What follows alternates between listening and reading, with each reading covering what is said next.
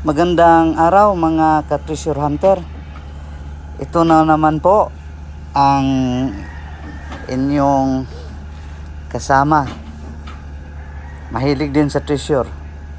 Mixed Vlogs. Pang-walong upload ko na yata ito. Medyo natagalan. Sa totoo lang, ang dami ko ng videos. Kaya lang, one at a time ang ating pag-upload. Sana pagtiyagaan nyo na lang. Ano ito 9 minutes higit lang. What is 9 minutes? Pahingi ng 9 minutes sa iyong buhay.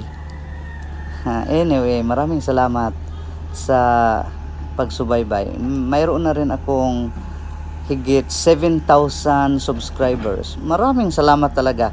Hindi ko inaasahan. Siya nga pala, sa bandang baba nito ay mayroong waterfalls, 3. At nai-upload ko na yung isa. Excuse muna ha, akyat tayo dito sa bandang itaas. Dahil gusto natin makakuha ng medyo maganda-gandang angle sa pagkuha natin ng video. So, try natin dito. Mukhang delikado. Baka itong bato ay mahulog. Lipat tayo ng pwesto.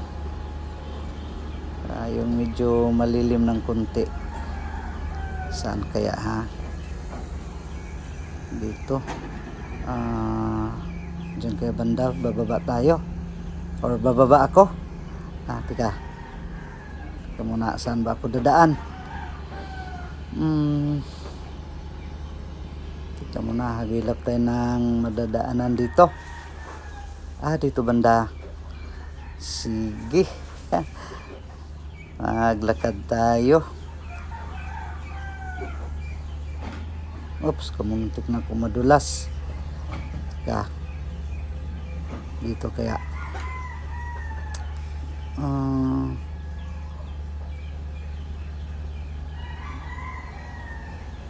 Pwede na, mukhang hindi pa yata hindi masyado kuha. Hindi pa tayo dito kaya ang dulas ng daanan. Dito oops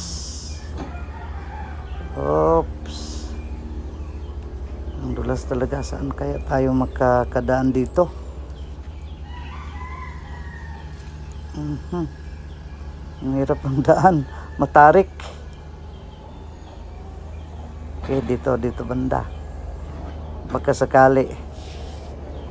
Kaso lang paano ito na, nakababa na ako ng konti. Ang hirap talagang dumaan. Oops. Pasensya na, magalaw ang video natin dahil tayo'y lumundag ng kaunti. Oops. Pagtigaan nyo na, medyo magalaw ang video natin. Oops. Okay, nandito na tayo. Ito yung bako pala na ginamit natin or ginamit nila. Sa totoo lang, yung pinanser nito ay nag-rent sa bako. Tinanong ko kung magkano. Ang ang rate pala dito ay 2,500 pesos per hour. 2,500 pesos per hour. So kung nakasampung oras sa isang araw, 2,500 times 10, that is 25,000. Kung 8 oras lang ang trabaho, 20,000. Kung 10 araw times 20,000, 200,000. Grabe, no? Kung naka 20 days, 500,000. Renta lang ng bako. 20 days. Grabe. 500,000 sa 20 days. Hindi pa kasama ang operator sa backhoe. Ang operator ay 1,000 per day. At ang crudo naman nito, diesel ang gamit nito 100 liters per 8 hours ang kakainin. Kaya ano talaga, magastos ang ganitong hobby. Yung financer nito, hobby na rin niya. Bata pa ang financer nito.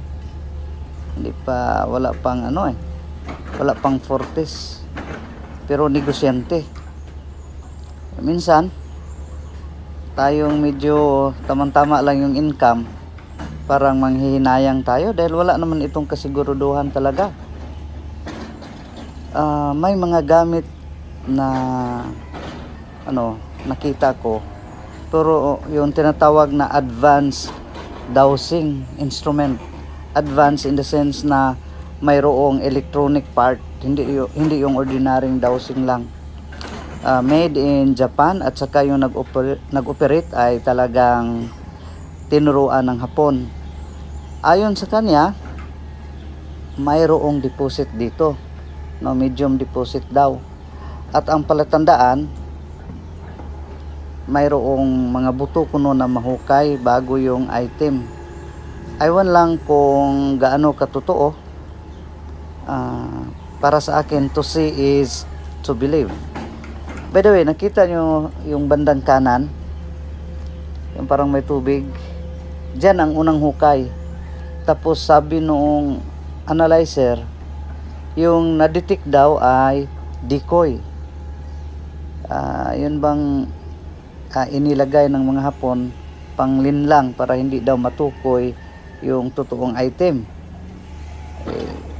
Kaso lang, sinabihan kami na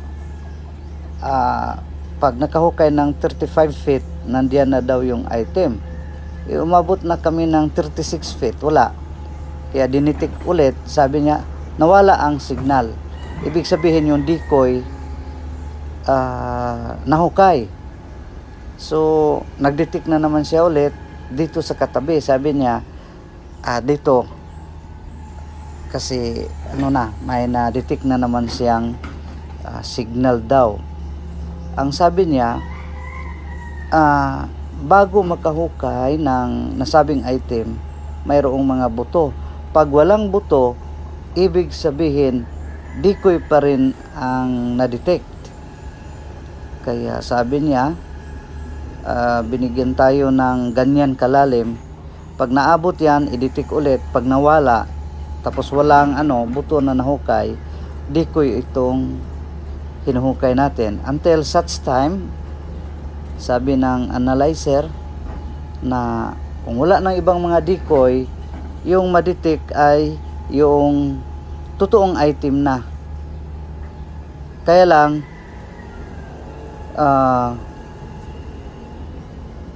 hindi daw masyado ma-detect yung totoong item dahil naka-insulate daw yun. Ganun daw katalino yung mga nagbaon ng item. So sa akin naman, wala akong kagasto-gasto kahit piso, libreng ticket sa eroplano papunta rito sa Luzon at pauwi, tapos libreng kain, libreng tulugan, libreng snacks, may libre pa akong pang-upload. O diba, ang laki ng privilege. Kaya salamat sa inyo na nanonood. Ako'y nalilibang din. Almost 10 minutes na, kaya hanggang dito na lamang. Subaybayan ang ating sunod na video. Maraming salamat po. Salamat talaga, salamat.